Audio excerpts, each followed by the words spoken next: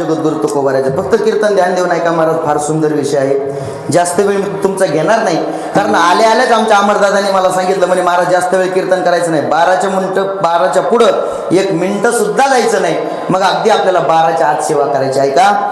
आज जो सेवेकरता निवडलेला अभंग आहे तुकोबारायचा आहे, आणि तुकोबाराय या अभंगातून आपल्या अंतकरणातली आवड सांगता असताना भगवान परमात्म्याशी एक नातं जोडतायत.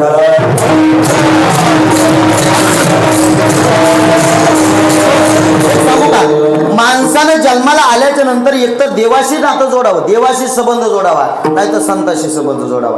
पण सांगू का, माणसं कोणाशी संबंध जोडतील सांगता येत नाही. आचार्य अध्यास भाषेमध्ये विस्तार करत असताना म्हणतात की म्हणे जीव आपला संबंध कधी कधी देहाशी जोडतो, जीव आपला संबंध कधी कधी देह संबंधाशी जोडतो, आणि जीव आपला संबंध कधी कधी जडाशी जोडतो. विठ्ठल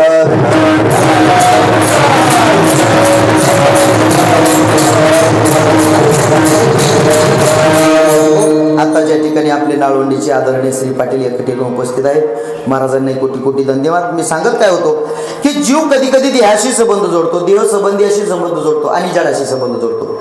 ज्यावेळेस देहाशी संबंध जोडतो त्यावेळेस थकलो वा, रुसलो वा, मी लंगडा आहे, मी पांगळा आहे. खरं सांगा बरं, आत्मा लंगडा आहे का? बोला की नाही महाराज. पण देहाशी संबंध जोडल्यामुळं लुळा, लंगडा, पांगळा असे शब्द वापरतो. आता जीव आपला संबंध कधी कधी देह संबंधी अशी जोडतो. देह संबंधी अशी कसा जोडतो, एक छोटंसं उदाहरण सांगतो. काय झालं, एक माता माऊली दररोज कीर्तनाला यायची आणि तिचा पती कीर्तनाला यायचा. मग एके दिवशी तिच्या पतीला विचारलं म्हणे का हो तुम्ही रात्री कीर्तनाला दिसले नाही. त्यानं सांगितलं महाराज आलो असतो, पण काय सांगावं महाराज तुम्हाला, माझं फार डोकं दुखत होतं. म्हटलं मग डोकं दुखत होतं, मग तुम्ही एकटेच यायला पाहिजे होते का दोघं यायला पाहिजे होते? दररोज कोण येत होतं? दोघं येत होते ना. मग तुम्ही दोघं का कीर्तनाला आले नाही? म्हणजे महाराज डोकं दुखत होतं. अहो मग डोकं दुखत होतं, एखादी गोळी घ्यायची किंवा झडूबाम लावायचा. त्याने सांगितलं महाराज माझं तर दुखत होतं, पण त्याच्यापेक्षा तिचं जास्त दुखत होतं. तिचं म्हणजे कोणाचं? तुम्ही सगळे ब्रह्मचारी. म्हणजे हा जीवानं जोडलेला देह संबंधी असे संबंध. आता जीव आपला संबंध जडाशी जोडतो. जडाशी कसा जोडतो, छोटंसं उदाहरण सांगतो. काय झालं, आपल्या चिंचोलीमधल्या एका व्यक्तीनं 2 मजली घर बांधलं, आणि 2 मजली घर बांधल्याच्या नंतर त्यानं विचार केला मुलगा आता बीडला राहायला गेलेला आहे, गावामध्ये आपण दोघं नवरा बायको एकटेच आहे, मग आपण एक काम करू, दोघाला राहायला 2 मजली असण्यापेक्षा आपण त्याच्यातला 1 मजला दुसऱ्याला काय देऊ, किरायाने देऊ, आपल्या भाषेच भाड्याने देऊ. आणि मग एका व्यक्तीला त्यानं भाड्याने दिला, आणि भाड्यानं दिल्याच्या नंतर एक भाडेकरू भाड्या त्या ठिकाणी भाड्यानं राहायला आला. आणि भाड्यानं राहायला आल्याच्या नंतर त्यानं सगळा आपला पसारा व्यवस्थित लावला यश महाराज. आणि यश व्यवस्थित लावल्याच्या नंतर काय झालं, त्यानं अंगातलं शर्ट काढलं, पण शर्ट काढल्याच्या नंतर कुठंतरी अडकावं म्हणून इकडं तिकडं खुंटी पाहिली, पण खुंटी दिसेना. मग त्यानं काय केलं, जवळची एक हातोडा होता, हातोडा घेतला, एक खिळा घेतला आणि तो भिंतीमध्ये ठोकू लागला. पण ज्यावेळेस दंदर आवाज त्या मालकाच्या कानावर गेला, आणि कानावर गेल्यानंतर त्याने आवाज दिला, ओ अहो तो भिंतीमध्ये खिळा ठोकू नका. म्हणे का? अहो तो भिंतीत नाही, माझ्या छातीत ठोकल्यासारखा वाटतो. याला म्हणायचं जीवानं जोडलेला जडाशी संबंध.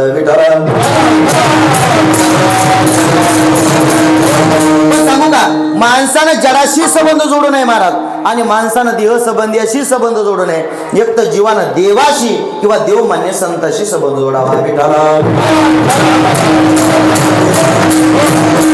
कारण पहा तुम्ही, तुकोबारायांनी जर जडाशी संबंध जोडला असताना तर मला वाटतं दिवाळा निघाल्याबरोबर तुकोबाराय रडत बसले असते. पण तसं झालं का? तुकोबाराय म्हणतात बरे झाले देवा निघाले दिवाळे. बरं तुकोबारायांनी जर देह संबंधी अशी संबंध जोडला असता तर मला वाटतं एक बायको मेल्यानंतर तुकोबाराय डोक्याला हात लावून बसले असते. पण तसं झालं नाही. तुकोबाराय म्हणतात बाईला मेली मुक्त झाली. मग तुकोबाराय रडत बसली नाही का? त्याचं एकच कारण आहे, तुकोबारायांनी एक तर देवाशी संबंध जोडलाय आणि दुसरा संतांशी जोडलाय. मग आपल्याला तुकोबारायांची दोन्ही उदाहरणं आपल्याला पाहायला भेटतात महाराज. तुकोबारायांनी संतांशी कोणता संबंध जोडला? महाराज म्हणतात ते माझे सोयरे सज्जन सांगाते पाया टविते विठोबाचे, किंवा तुम्ही संत माय बाप कृपावंत. हा तुकोबारायांनी संतांशी संबंध जोडला. आणि देवाशी संबंध जोडताना कोणता संबंध जोडला? महाराज म्हणतात विठ्ठल माय बाप. देवाशी कोणता संबंध जोडला? महाराज म्हणतात विठ्ठल माय बाप चुलता, विठ्ठल भगिनी आणि भ्राता, किंवा कृष्ण माझी माता, कृष्ण माझा पिता, हा तुकोबाराने देवाशी संबंध जोडला. मग आपल्याला संतांशी संबंध न जोडता देवाशी संबंध जोडायचा आहे. का महाराज, कोणता देवाशी संबंध जोडायचा? ऐका, मी तुमच्या समोर काही संबंध मांडतो. ऐका, पहिला देवाशी संबंध जोडायचा की देवाला म्हणायचं, देवा तू माझा मालक आहे आणि मी तुझा नोकर आहे. काय संबंध जोडायचा? देवाला म्हणायचं, देवा तू माझा मालक आहे आणि मी तुझा नोकर आहे. एक सांगू का महाराज, मालक आणि नोकर वागताना जरी आपल्याला संबंध वाईट वाटत असला ना, तर लय गोड संबंध आहे महाराज. जसं व्यवहारामध्ये एखाद्या नोकराने एखाद्या मालकाची जर इमानदारीने आणि चोख सेवा केली ना महाराज, एक दिवस काय होतं, तो नोकरच मालक होऊन जातो महाराज. तो कोबराय म्हणतात, सेवक तो करी स्वामीवरी सत्ता आणि सकळ भोगिता होय त्याची, त्याची सगळी सत्ता त्याला भोगायला भेटते. पण कधी देवाला आपलं मालक करायचं ना, आपण त्याचं नोकर व्हायचं. विठ्ठल, काही लोक म्हणतील महाराज असला संबंध आम्हाला नको, कारण सध्या कोणालाच नोकर व्हावं वाटत नाही. कारण प्रत्येकाला कोणावर काय व्हावं वाटतं? मालक. हा, खरं सांग बरं, तुला काय व्हावं वाटतंय? होय दादू, तुला काय व्हावं वाटतं? मालक का नोकर? मालक व्हावं वाटतं. कोणाचा? म्हणजे प्रत्येकाला आज काय व्हावं वाटतंय? मालक व्हावं वाटतं महाराज. नोकर कोणाला नको आहे? मग एक करा, देवाला जर आपलं मालक आणि आपण त्याचा नोकर व्हावं वाटत नसेल ना, एक करायचं, देवाला म्हणायचं, देवा अरे तू माझा नोकर आहे आणि मी तुझा मालक आहे. महाराज असं कसं बोलता? अशी कितीतरी उदाहरण आहेत महाराज. दास्य करी दासाचे, ओने नसाये तयाचे, वाढिले टाईचे भाने टाकून या दावे, किंवा तुका म्हणे हरी होय मनिहारा कामारी. काय होतं? देवदास होतो. काय झालं मला सांगा बरं, नामदेव महाराजांच्या घरामध्ये माणसं किती? नामच्या घरामध्ये माणसं किती? महाराजांनी आताच प्रमाण सांगितलं, नाम याची घरी आणि 14 जणे स्मरती हरी. आणि नामदेव महाराजांच्या घरामध्ये 14 माणसं, आणि 14 माणसाचं काम करण्याकरता एक बाई होती, तिचं नाव होतं हौसाबाई. जागेत ना तुम्ही? नामदेव महाराजांच्या घरामध्ये एक दाशी होती, तिचं नाव काय हो? जनाबाई. जनाबाई. आणि मग जनाबाई महाराज नामदेव महाराजांच्या घरातली दाशी. आणि मग काय झालं, दाशी म्हटल्यानंतर 14 जणांचं काम करण्याकरता ती जनाबाई. आणि असं म्हणतात की ज्या बाईला घरामध्ये जास्त काम असतं ना, तिला शरीराकडे लक्ष द्यायला वेळ नसतो. बरं का यश महाराज, म्हणजे तिला ब्युटी पार्लरला जायला वेळ नसतो, तिला ते केस कापायला भवाया कापायला वेळ नसतो. आणि मग असं म्हणतात की त्या जनाबाईच्या डोक्यामध्ये ओवा झाल्या. महाराज जनाबाई महाराज म्हणतात, जनी डाईने पेटली विठाबाई दाविलनली, जनी डाईने पेटली. आणि महाराज जनाबाईच्या डोक्यामध्ये ओवा झाल्या. आणि मात्र परमात्म्याला कळालं की माझ्या जनाबाईच्या डोक्यामध्ये ओवा झाल्या. आणि परमात्म्याला कळाल्याबरोबर महाराज परमात्म्यानं रुक्मिणीला सांगितलं, रुक्मिणी म्हणे काय, अगं माझ्या जनीच्या डोक्यात ओवा झाल्यात, एक काम करतीस का? म्हणे काय? अगं तू माझ्या रुक्मिणी त्या जनाबाईच्या डोक्यातले ओवा काढतीस का? रुक्मिणीनं सांगितलं, मालक तुमचे भक्त, तुमची जनी आणि तुम्ही आपल्याच्यानं असल्या हलकट ते होणार नाही. मग भगवंतानं सांगितलं, अगं तिच्या डोक्यातल्या ओवा काढायच्या म्हटल्यानंतर त्याच्याकरता एखादी स्त्री पाहिजे की नाही? मग रुक्मिणीनं विनोदाने सांगितलं, एक काम करा ना. म्हणे काय? नेसा ना साडी. आणि बघता काय, देव नेसली ना साडी. महाराज परमात्म्याने सुंदर अशी साडी नेसली महाराज, नाना प्रकारचे डागदागिने घातले. सकाळी महाराज सांगू का डागदागिने कोणते कोणते? ऐका, पातळी आली घोडदार तोड शोभे पैंजनावर, चोळी आली जर काट हातात सोन्याचे बोट, गळा घालून बोरमाळ मोनमाळ पुतळ्याचे माळ, गळा घालून साकळी साकळी मध्ये नादाळी, कोट भरली बिलवर शिलवरान, बांग भरला मोत्यान, नाकात नत सरजाची नदीमध्ये लाल कडा, कानात शोभे जुबाबाईच्या माझ्या, नाकामध्ये मैबुबा. आपल्या बरोबर नाही तर परत घोटाळा व्हायचा. असे नाना प्रकारचे देवाने डागदागिने घातले आणि सुंदर एका स्त्रीचं रूप धारण केलं. आणि स्त्रीचं रूप धारण केल्याच्या नंतर जनाबाईच्या दारात गेले. जने जनाबाई म्हणली, मला जणी म्हणणार कोण? विचारलं, कोण हो तुम्ही? तिनं सांगितलं, अगं मी तुझी बहीण. जनाबाईनं सांगितलं, म्हणे बाई मला 2च बहिणी, ती एक राजुरी दिलेली आणि दुसरी पिपरी दिलेली. ते तिसरी आली कुठून? तिनं सांगितलं, अगं मी तुझ्या मावशीच्या नंदाच्या जावाच्या भाजीच्या नातीची पोरगी. आणि तुझी कोण? आणि काय जणी? अगं किती डोक्याचं टारलं करून ठेवलं, चल म्हणे मी तुला नाव घालते. आणि मग परमात्म्यानं काय करावं, सुंदर असं जनाबाईला नाव घालण्याकरता पाणी गरम केलं. आणि पाणी गरम केल्याच्या नंतर सुंदर आता कशाची पूर्वीचं शॅम्पू साबण मारत सुंदर असा कडुलिंबाचा पाला आणला, तो एका पातेल्यामध्ये शिजवला आणि शिजवल्याच्या नंतर डोक्यामध्ये टाकून सुंदर असं तिला जनाबाईला नाव घातलं महाराज. पण सांगू का, नाव घातल्याच्या नंतर सुद्धा सगळ्या वा गेल्या, उगा आपल्या थोड्या थोड्या गेल्या महाराज. मग परमात्म्याने दुसरं काय केलं, परमात्मा रविवारी बीडच्या बाजारला गेले आणि बीडच्या बाजारला गेल्याच्या नंतर जो बीडच्या बाजारातून एक कंगवा आणला. कारण यश महाराज कंगव्यात सुद्धा 3 प्रकार आहेत.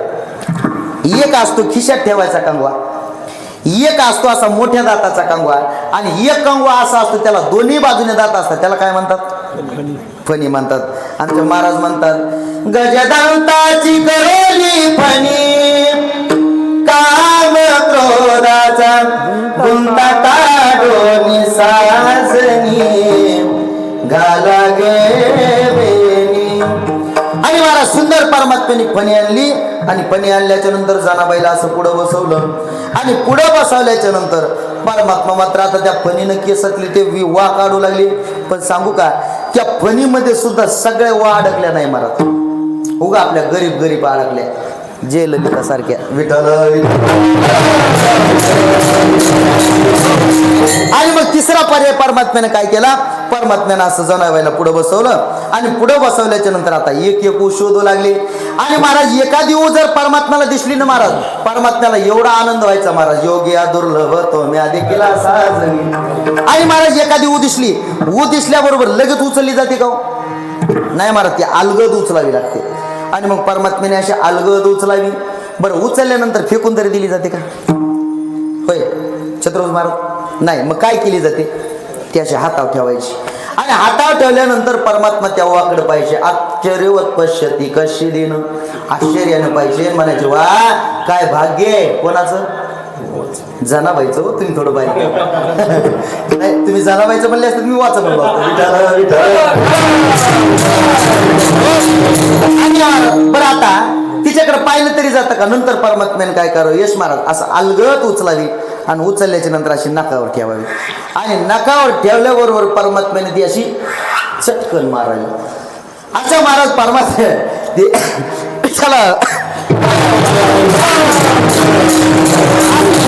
महाराज परमात्म्याने मारावी. खरं सांगा, मला सांगा, जनाबाईनं परमात्म्याला फोन केलता का, देवा अरे माझ्या डोक्यात वा झाल्यात काढायली म्हणून. हा, आम्ही जर अनन्य भावाने भक्ती केली ना, परमात्मा आमचा नोकरही होतो. मग त्याला आपलं नोकर करायचं ना, आपण त्याचं मालक व्हायचं. विठ्ठल. काही लोक म्हणतील महाराज असलाही संबंध आम्हाला नको, मग आणखीन कोणता संबंध जोडायचा, ज्ञानोबा ज्ञानेश्वरीमध्ये सांगितलंय, तू वल्लभा मी कांताई सापडी यावं. कोणता संबंध जोडायचा, ज्ञानोबा म्हणतात एक करा, देवाला म्हणायचं देवा तू माझा पती आहे आणि मी तुझी पत्नी आहे. कारण गोपिकांनी काय केलं महाराज, तेच केलं, परमात्म्याला आपलं पती केलं. महाराज आपल्याला सगळ्याला उदाहरण माहिती आहे, गुलाबराव महाराज मादानकर महाराज आयुष्यभर फक्त परमात्म्याची पत्नी म्हणून राहिले महाराज. मग देवाला आपलं पत्नी करायचं आणि आपण त्याचं पती व्हायचं. काही लोक म्हणतील महाराज असलं संबंध आम्हाला नको का, कारण कोणाला पत्नी नको वाटतंय महाराज. मग एक करा, त्याला जर आपलं पत्नी करावं वाटत नसेल ना, तर देवाला आपलं पत्नी करायचं ना, आपण त्याचं पती व्हायचं. का महाराज असं कसं होता येतं, असंही होता येतं. सगळ्याला उदाहरण माहिती आहे की एकदा भगवान परमात्मा अर्जुना करता, अर्जुनाची कोण झालं, हा सगळ्याला उदाहरण माहिती काय झालं.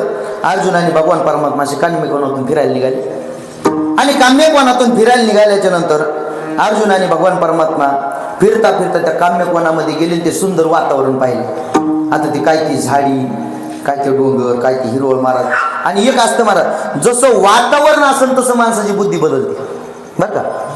जसं वातावरण असेल तसं.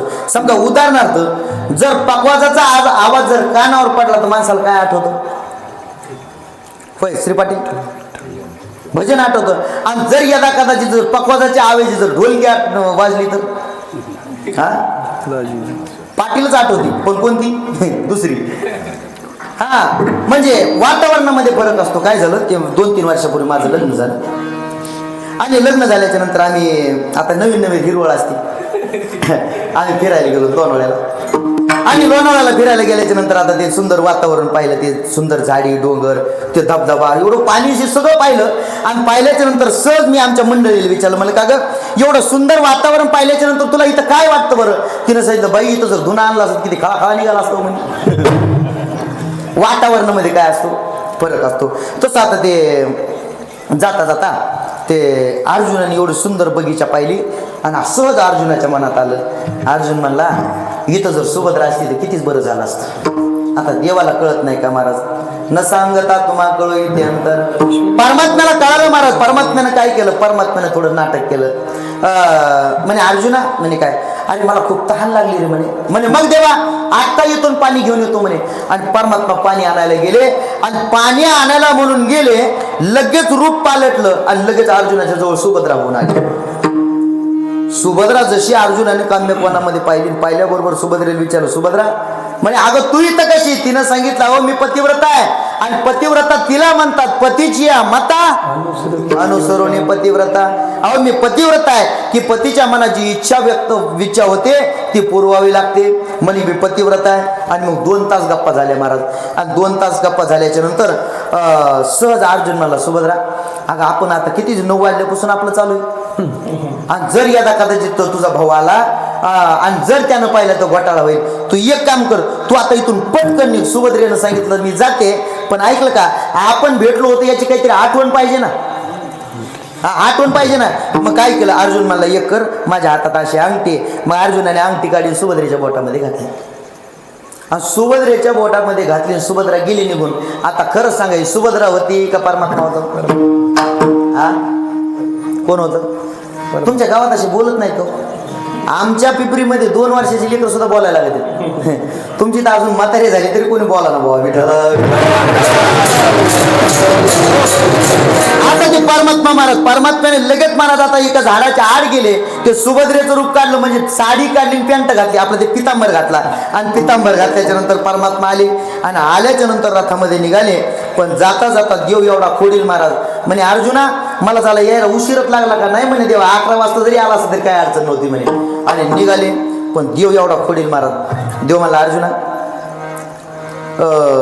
खरं सांगू तुला, मी ना तिकडं पाणी आणायला गेलो होतो. तिकडं कळतं ना तुम्हाला महाराज? एकच असते माणसाच्या हातात, ती सासऱ्याने घातलेली. तशी मी घेतलेली, सासऱ्याने घातलेली. पण ते भातवाड बुंदीवाड ते फक्त अंगठी. तसं देव महाराज अर्जुनाला कळावं म्हणून बोटाने कोणाचं, पण अर्जुनाला काय कळाना. शेवटी घरी गेले. आणि घरी गेल्याच्या नंतर ज्यावेळेस खरी सुभद्रा पाणी घेऊन आली, आणि पाणी घेऊन आल्याच्या नंतर सहज अर्जुनाचं लक्ष खऱ्या सुभद्रेकडे गेलं. आणि बोटात पाहिलं तर अंगठीत नाही. म्हणे सुभद्रा, म्हणे काय अगं अंगठी कुठे आहे? सुभद्रा म्हणली, बाई अंगठी कोणती अंगठी? अगं तुला त्या दिवशी काम्यकोणामध्ये दिलेली. सुभद्रा म्हणली, बाई आपली 8 दिवस झालं भेटत नाही. कोणी दिली अंगठी? कोण होती? कुठाली होती? महाराज यांचा एवढा नवरे संशय की आमच्या आता माग त्या लातूरला भागवत कथा झाली, तुम्ही स्टेटस पाहत असतात. कथा झाली तिथं माझ्यासोबत एक प्यारवादक होता. त्याची बायको एवढी संशय घ्यायची त्याच्यावर, एवढी संशय घ्यायची की सारखं फोन लावायची. अहो एके दिवशी फोन लावला, हॅलो कुठे तुम्ही? हा म्हणला, अगं उतरेश्वर महाराज सोबत लातूरला कथेला आलोय. तिने सांगितलं व्हिडिओ कॉल करा. चालू कथेत तिने व्हिडिओ कॉल केला. आणि व्हिडिओ कॉल केल्याच्या नंतर तिने सांगितलं, दाखवा बरं तुम्ही कुठे? तुम्हाला हे बघ म्हणे. ते सिंथवादक महाराज ते म्हणे हे बघ. उतरेश्वर महाराज ते म्हणे हे बघ. तिने सांगितलं ठेवा फोन. यानं फोन ठेवला, पण याला काहीच कळा ना नेमकं कशामुळे फोन लावलाय. परत त्याने विचारलं, म्हणे का गं तू फोन का लावला? तिनं सांगितलं काय नाही, असाच लावला. तो म्हणला, तू किती चोट्टी मला माहिती, विनाकारण फोन लावणार नाही. नेमकं कशामुळे लावला? तिनं सांगितलं, अहो काही नाही, सकाळपासून आपल्या गावामध्ये बोबाटा झाला, कोणतरी शेजारची पळून गेली म्हणून म्हणलं तुम्ही कुठे बघावं. असलं धंदा